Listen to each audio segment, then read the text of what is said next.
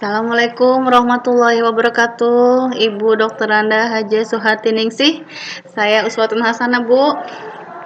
Berikut ini saya sertakan kartu ujian saya ya, Ibu.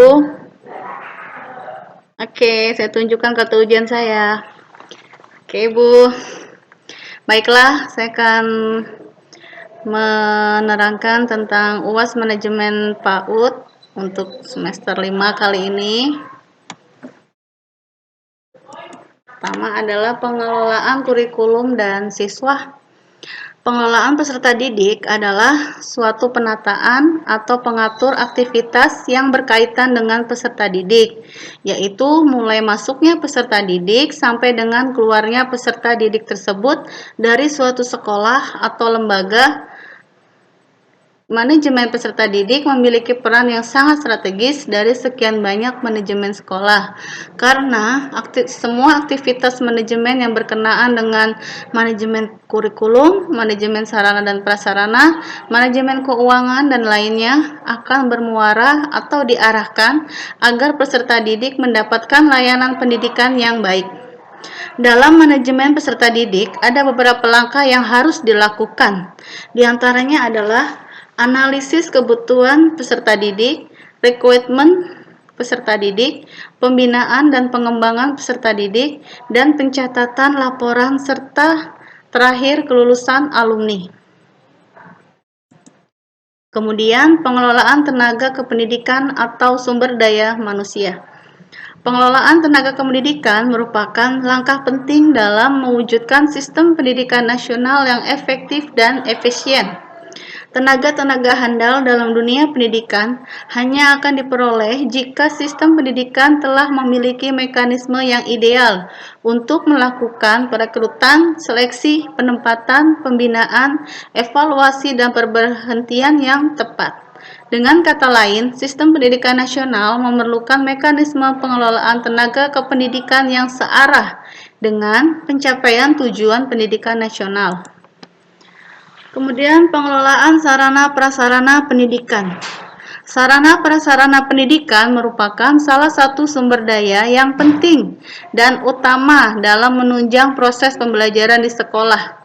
Untuk itu, perlu dilakukan peningkatan dalam pendayagunaan dan pengelolaannya agar tujuan yang diharapkan dapat tercapai.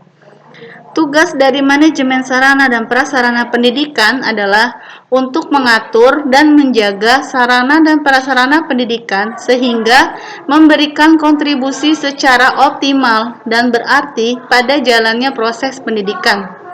Adapun manfaat yang diperoleh dengan dilakukannya perencanaan sarana dan prasarana pendidikan persekolahan, yaitu yang pertama dapat membantu guru dalam menentukan tujuan, yang kedua menghilangkan ketidakpastian, yang ketiga meletakkan dasar-dasar dan menentukan langkah-langkah yang dilakukan, yang keempat dapat dijadikan sebagai pedoman atau dasar untuk melakukan pengawasan, pengendalian, dan penilaian agar nantinya kegiatan dapat berjalan secara efektif dan efisien. Kemudian pengelolaan keuangan dan hubungan sekolah dan masyarakat. Pengelolaan keuangan pendidikan merupakan salah satu substansi pengelolaan sekolah yang akan turut menentukan berjalannya kegiatan pendidikan di sekolah. Sebagaimana yang terjadi di substansi pengelolaan pendidikan pada umumnya, kegiatan pengelolaan keuangan dilakukan melalui proses perencanaan, pengorganisasian, pengarahan, pengkoordinasian, pengawasan, dan pengendalian. Manajemen berbasis sekolah. Manajemen berbasis sekolah merupakan paradigma baru pendidikan yang memberikan otonomi luas pada tingkat sekolah atau pelibatan masyarakat dalam kerangka kebijaksanaan pendidikan nasional. Adapun tujuan dari manajemen berbasis sekolah antara lain, yang pertama meningkatkan mutu pendidikan melalui kemandirian dan inisiatif sekolah dalam mengelola dan memberdayakan sumber daya yang tersedia.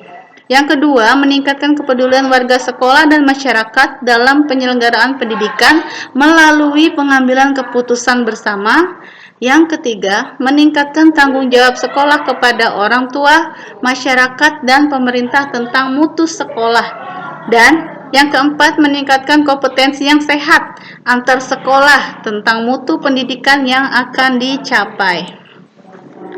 Yang terakhir, supervisi pendidikan. Kegiatan supervisi merupakan sebuah proses aktivitas yang sangat penting dilakukan dalam tubuh sekolah, karena di dalamnya memuat proses pemerhatian, pembinaan, perbaikan, dan pengembangan profesional guru dalam kegiatan pembelajaran.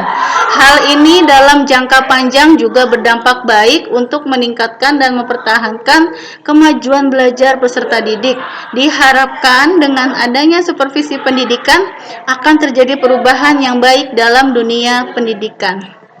Oke Ibu, terima kasih. Itu tadi pemaparan tentang manajemen PAUD dari saya, Bu. Mohon maaf sebelumnya, Bu, jika saya banyak kesalahan.